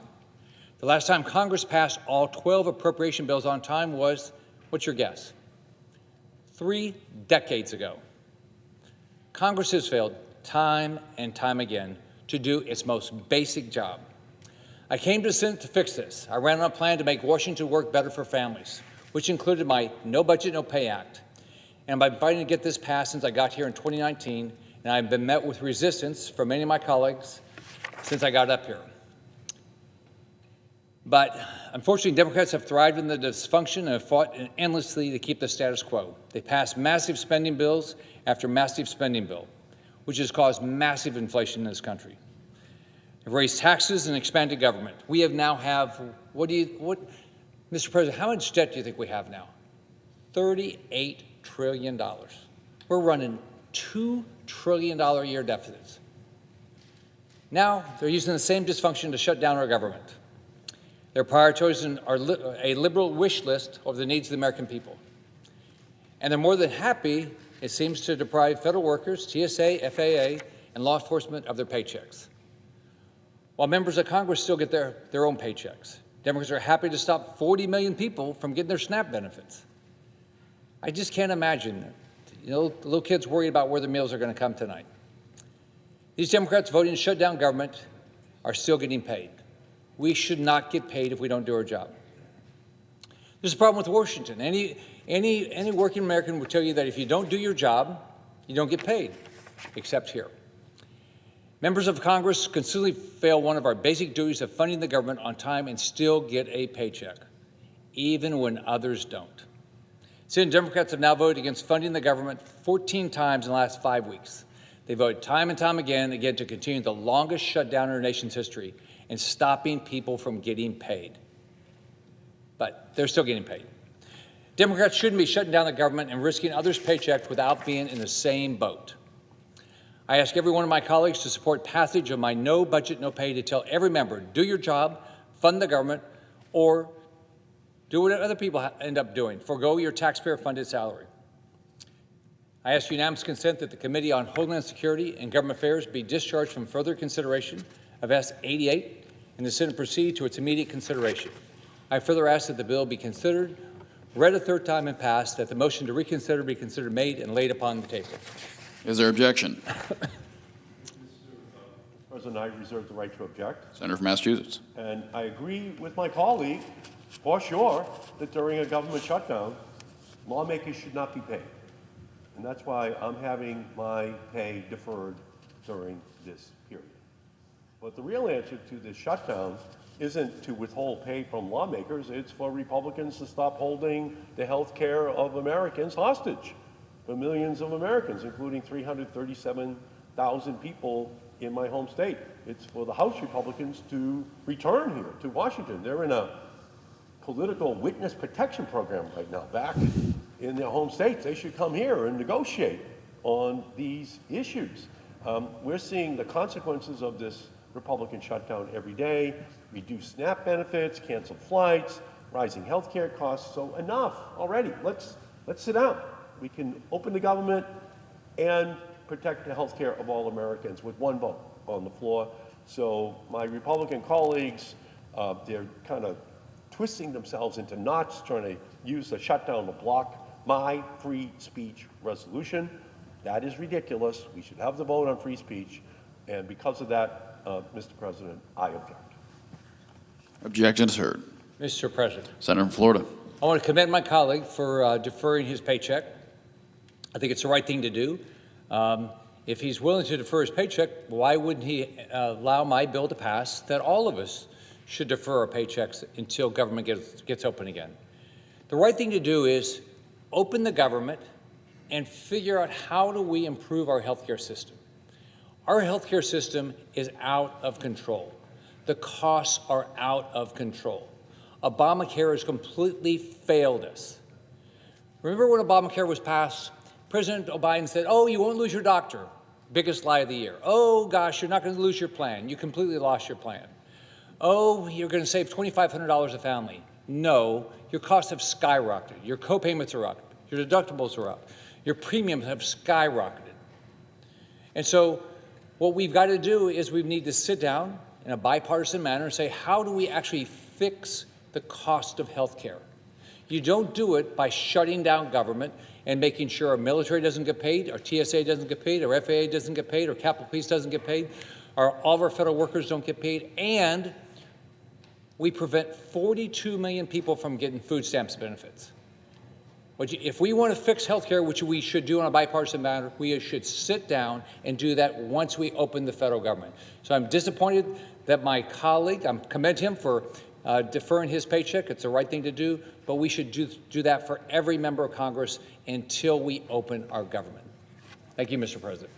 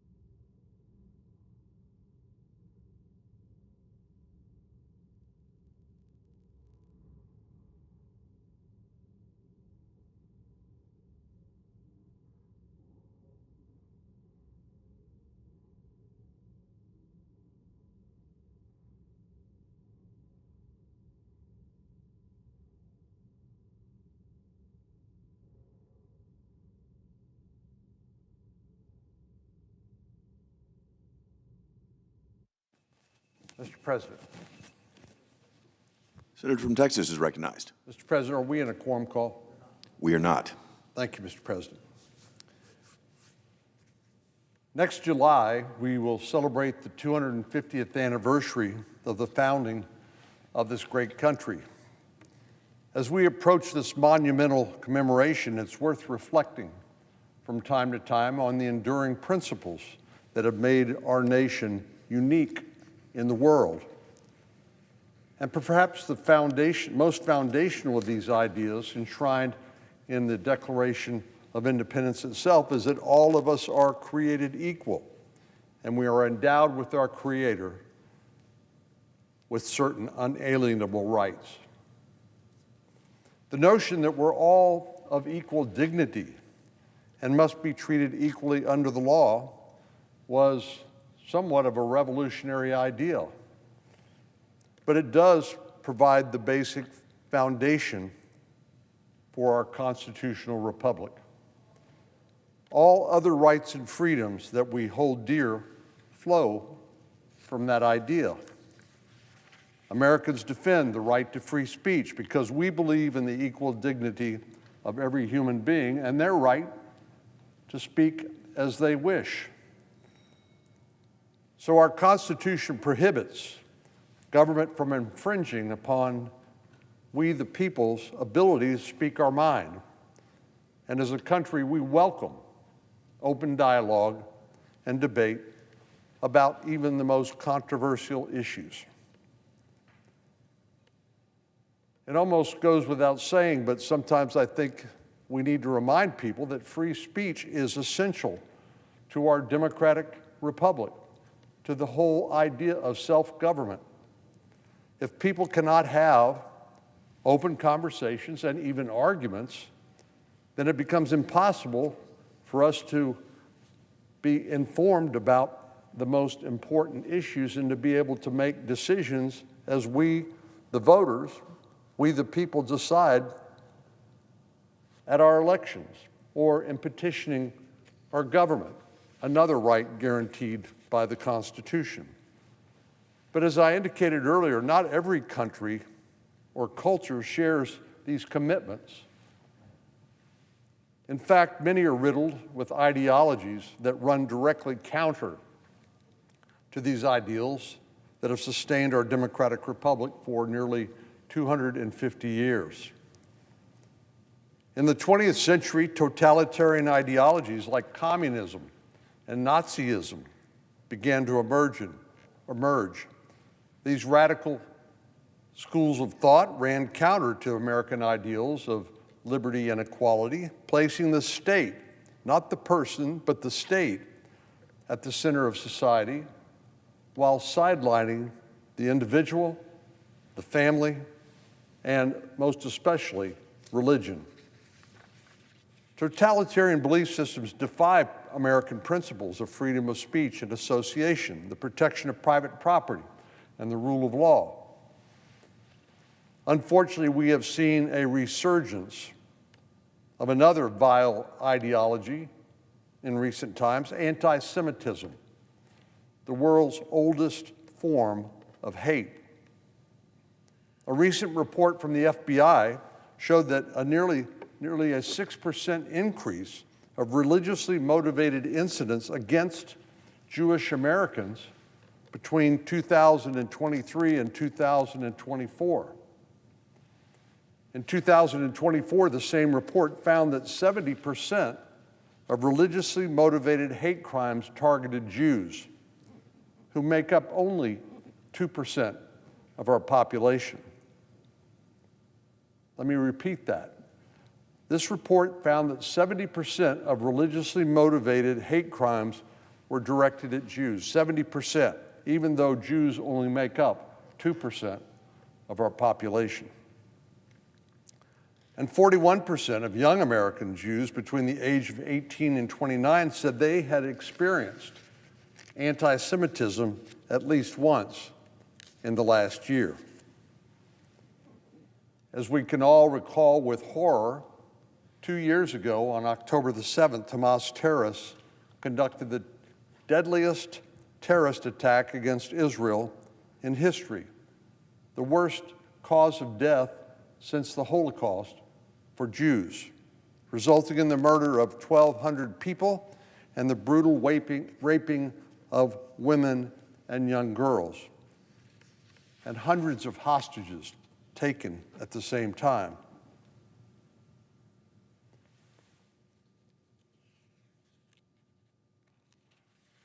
Unimaginably, in the wake of this horrible tragedy and the ensuing war in Gaza, many elite educational institutions in the United States shockingly responded with a flurry of anti-Semitism.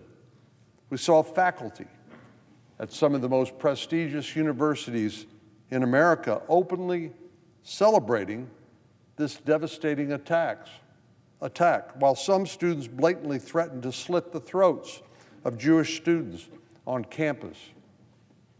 The president of Harvard, we may recall, was forced to resign as a result of her lack of moral clarity on this issue.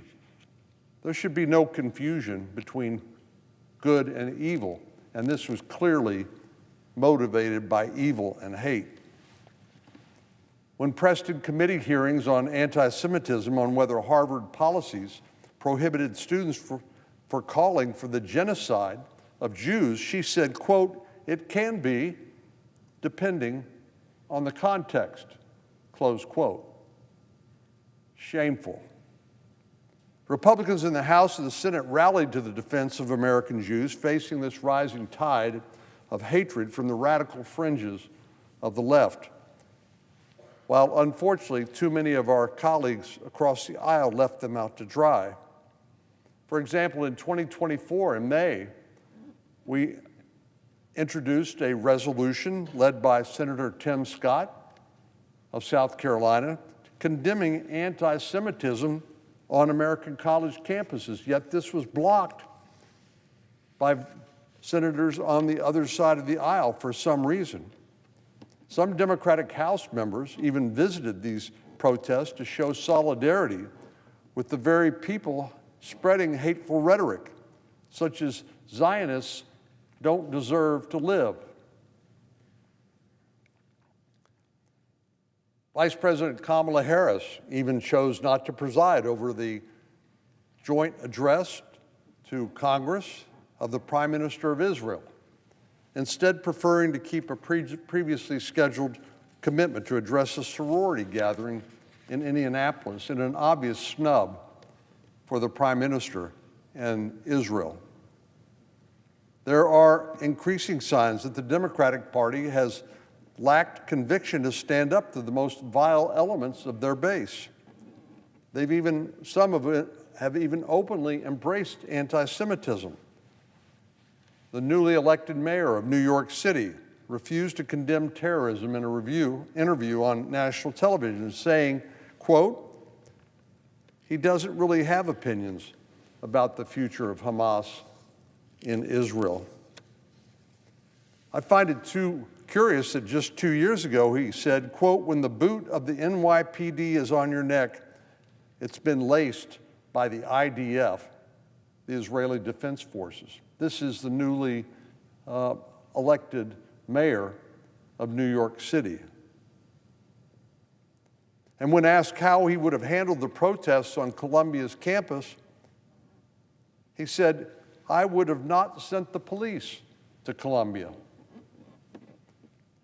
Despite his refusal to use police to quell these campus riots, Mamdani has expressed on multiple occasions a willingness to direct the police to arrest Prime Minister Netanyahu if he were to ever visit New York City. The left has openly embraced this radical candidate, and now he's been elected as mayor of America's largest city.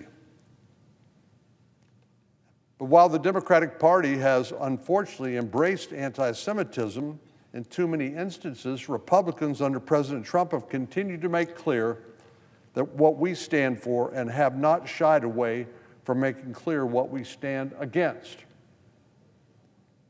President Trump's leadership in the fight against anti-Semitism has been undeniable. In his first term, he signed a landmark executive order giving new authorities to the Department of Education to investigate anti-Semitism complaints on college campuses and university campuses.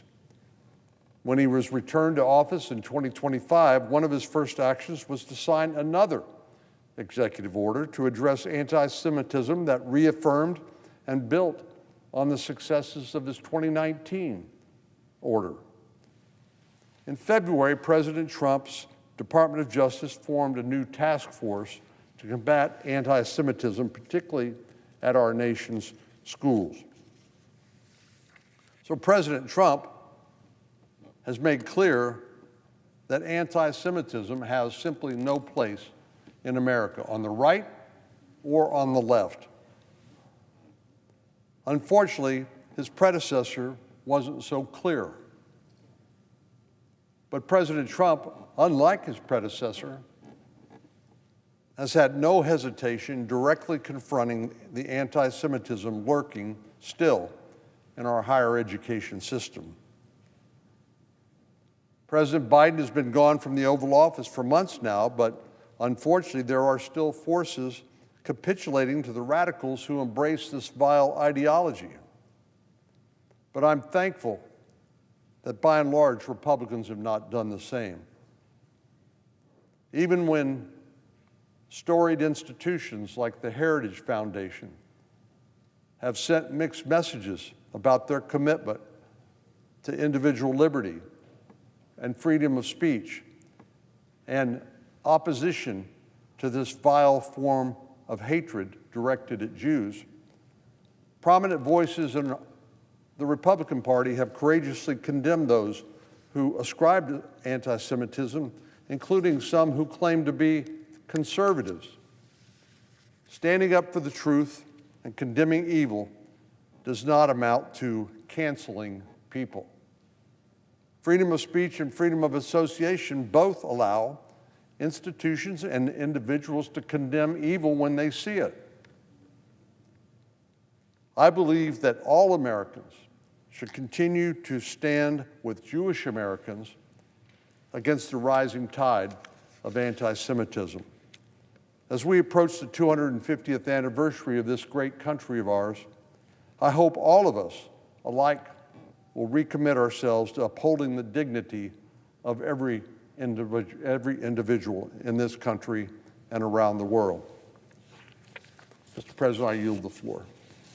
And I note the absence of a quorum. The clerk will call the roll. Ms. Alston-Brooks.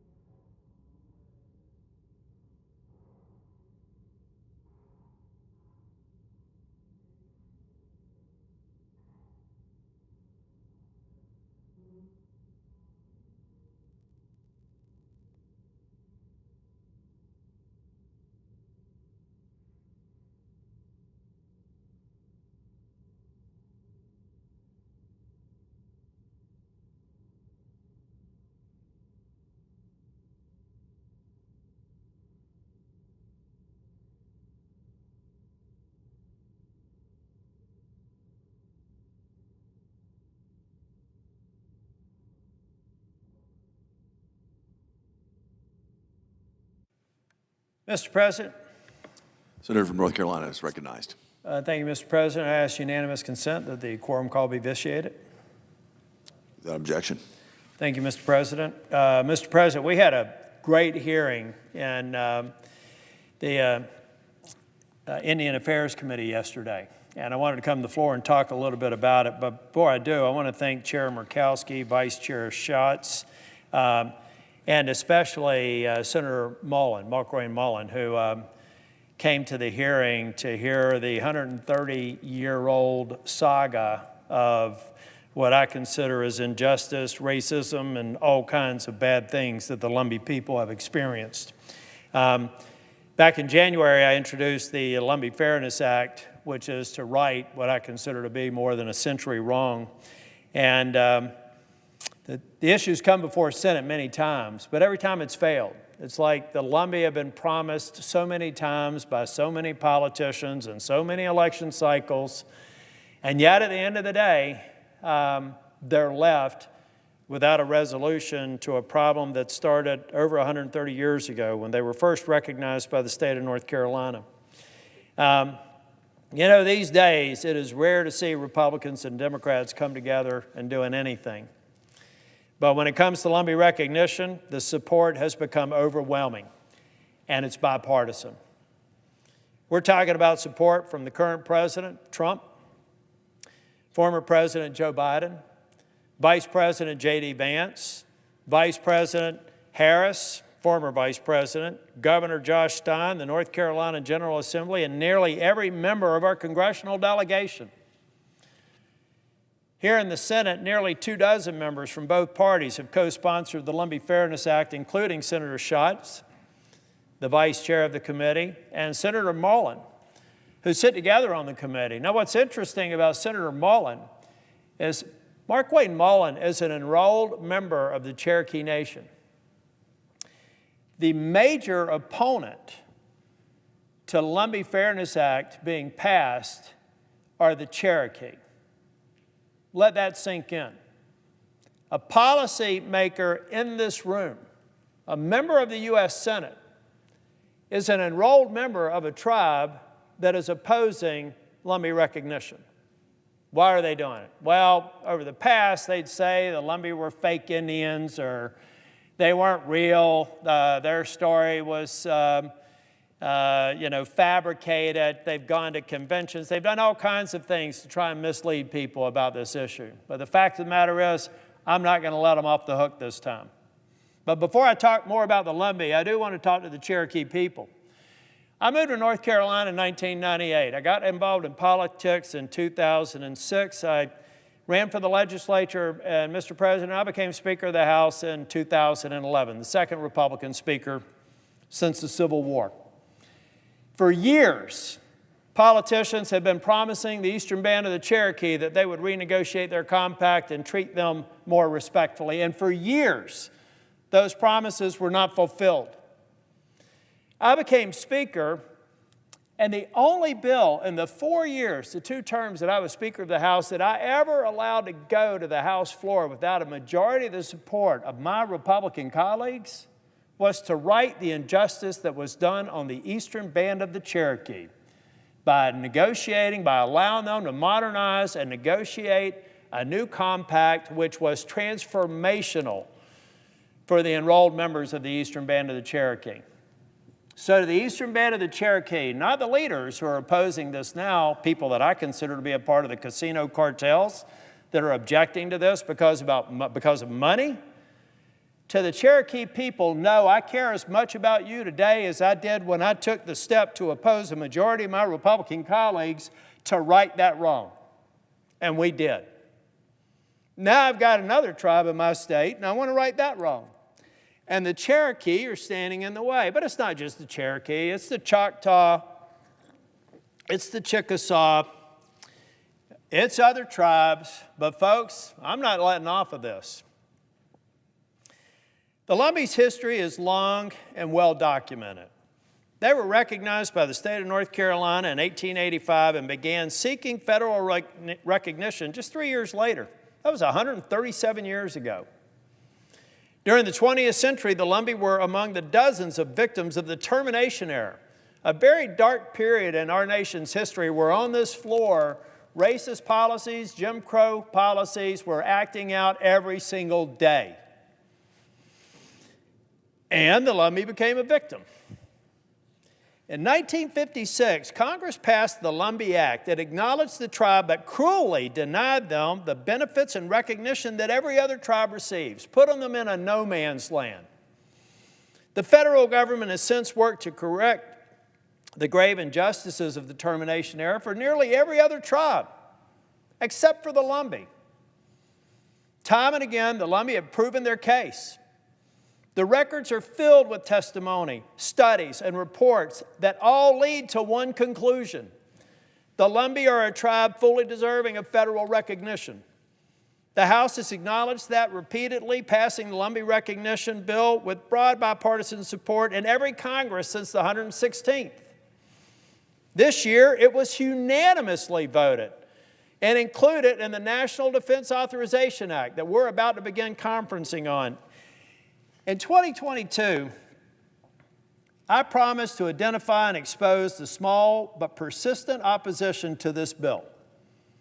And I'm not going to go into the details here. I did in a speech that I did yesterday.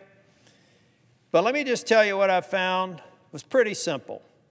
It's a small handful of well-funded tribes hiring high-priced D.C. lobbyists to spin half-truths and stir fear, motivated by profit, not principle. At the center of that opposition, it is the Eastern Band of the Cherokee leadership. Again, let me make the distinction between the elected leaders of the Eastern Band of the Cherokee and a tribe that I am fully dedicated to, and I've demonstrated that through the actions that I made when I was the Speaker of the House in North Carolina. But at the center of the opposition, it's also a lobbyist whose name I'll have you referred to my testimony yesterday. But it's just rooted in financial self-interest, folks. And that's their right. But let's not pretend it's anything more. We've got them. We've found them passing out leaflets at Native American conventions talking about fake Indians, undermining the case for the Lumbee. It's disgraceful. But we're tracking them, and everywhere we go, almost invariably, I can find somebody that can give me information when they're trying to spread myths, lies and confusion. The Eastern Band, in reality, it's not just about the Lumbee. The Eastern Band of the Cherokee have opposed nearly every recognition effort in their geographic vicinity that might affect their financial interests. They tried to do it with the Catawba, and we succeeded there. Now they're running the same playbook on the Lumbee. They're spending millions of dollars on lobbyists and pay-for-play reports. They'll pay whoever they have to conjure some sort of report that builds their case. It's like, I have this thesis, now give me a report to support it, because it's going to keep the Lumbee in this limbo that they've been in for 137 years. It is disappointing to see the kind of money wasted on tearing down other tribes instead of lifting up their own people. To the leadership of the Eastern Band of the Cherokee, spend those millions of dollars on education, on improving the situation in the boundary, helping your people like I have. So, now yesterday in the hearing, the principal chief of the Eastern Band of the Cherokee says, let it just happen in the Department of the Interior. Let it run its course. Well, that is political speak for let the administration do it, take 10 or 20 years, and then we'll have a lawsuit that will take another generation to settle. We know their playbook. I've studied this. I know what they're doing, and we're going to match them at every step along the way. Since 1978, they said don't recognize them by an act of Congress. Let it go through the process. But here's the reality. Congressional recognition has become the norm. Since 1978, twice as many tribes have been recognized by Congress as through the administrative process. Congress has recognized tribes by legislation many times, including the Little Shell tribe of the Chippewa Indians in the 2020 NDA and 6 Virginia tribes in the 2017 National Defense Authorization Act. I supported both of those bills because it was the right thing to do. So, Mr. President, in closing,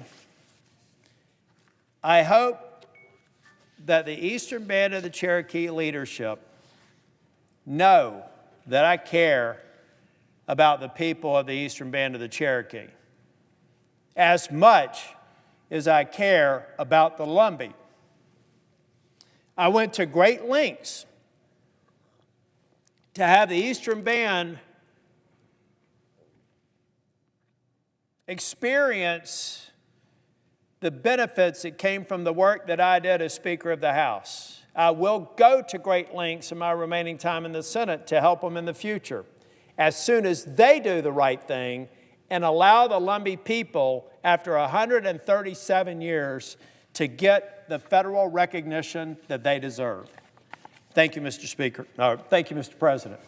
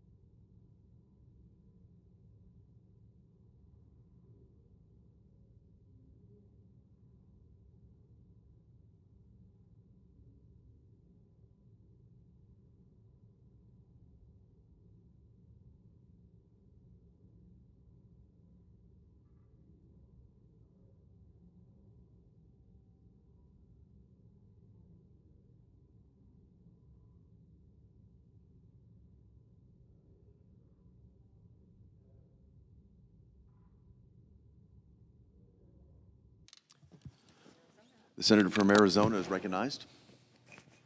Mr. President, I rise today on behalf of my good friend and the duly elected member of Congress for Arizona's 7th Congressional District, Adelita Grijalva. It has now been 44 days since the people of Southern Arizona voted overwhelmingly to send Adelita to Congress, yet still her seat is vacant. Since the passing of her father in March, the people of Southern Arizona have had no one to speak for them in Washington. Now, for 44 days, the people of Southern Arizona have been denied representation. For 44 days, the 800,000 residents of Arizona's 7th District have been denied representation and forced to go without federal casework services, all because Speaker Johnson refuses to do his job and uphold his constitutional duty to swear her in. It is now the longest period in history that a duly elected representative has gone without being sworn in. And why? Why does Speaker Johnson refuse to swear her in? Because he's doing everything he can to prevent accountability for those connected to the Epstein investigation. He knows that as soon as Adelita is sworn in, she'll be the final signature needed on a petition to release the Epstein files. So instead of letting that happen, Speaker Johnson has kept the House on an extended vacation, falsely claiming that he can't swear in Representative Grijalva while the House is out of session. That is a lie. Just this year, he swore in 2 representatives from Florida while the House was out of session. But when it comes to swearing in someone who will vote to expose elite predators, he refuses to act. He also knows that if Adelita is sworn in, she'll be another vote to stop health care premiums from skyrocketing for 24 million Americans. He knows that if he brings back the House into session, if his members are forced to choose between doing nothing or acting to stop yet another cost increase for constituents, they might just do the right thing and act to protect the rise in health care premiums. To put it simply, Speaker Johnson is refusing to swear in Adelita Grijalva because he wants to stall oversight and avoid a vote on the Epstein discharge petition while also allowing health care costs to rise for millions of Americans. It's disgusting. The people of Arizona's 7th Congressional District deserve representation and a voice in Congress. They deserve to have their voices honored, and Adelita Grijalva deserves to be able to get to work for her constituents. And I hope that my fellow senators agree with me on that.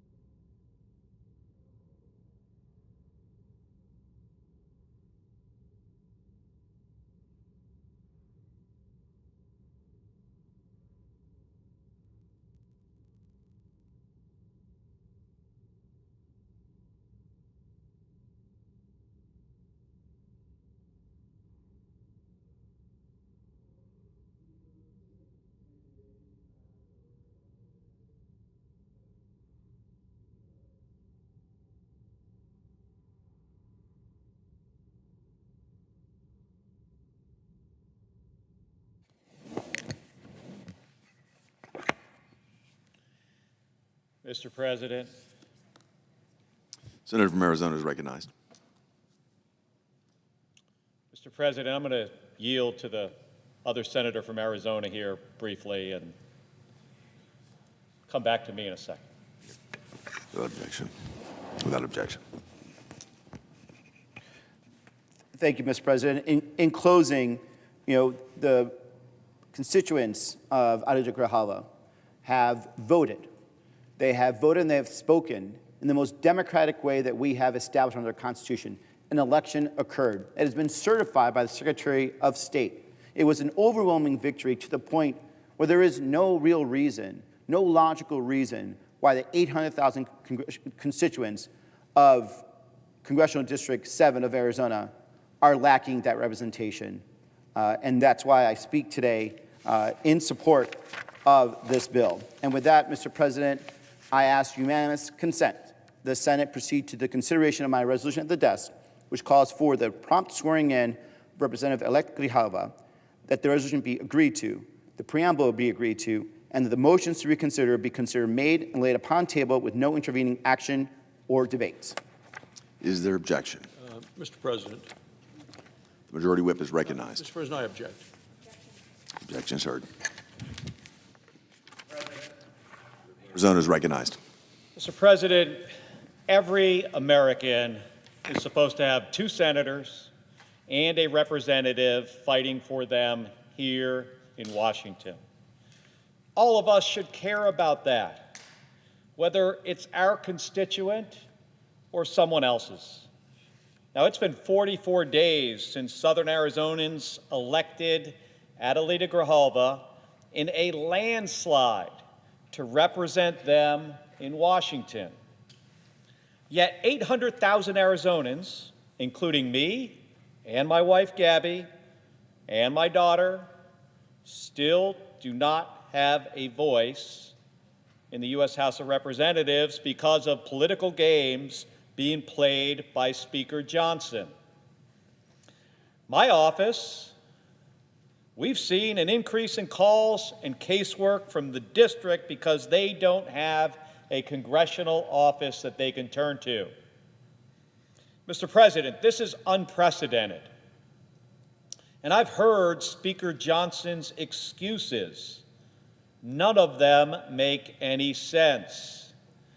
He has said that he swore in 2 Republican representatives from Florida because it was a special circumstance. Their family was here. Well, Adelita Grijalva can get her family here on a moment's notice. He also said on another occasion that she deserves the pomp and circumstance of the way they normally swear people in. Well, I've spoken to her about that. She does not care about pomp and circumstance. Now, Mr. President, the people of Arizona did their part. They voted. And their representative, Adelita Grijalva, she's been certified. The election's been certified. And they should not have to wait another day to have someone representing them in the House. So we have a message for Speaker Johnson. Do your job. This isn't complicated. It's the basic stuff of being the Speaker of the House. It's the basic things in our democracy, and it should not be impacted by politics. And I'd like to think that every senator here, whether a Democrat or Republican, would agree with that. Thank you, and I yield the floor.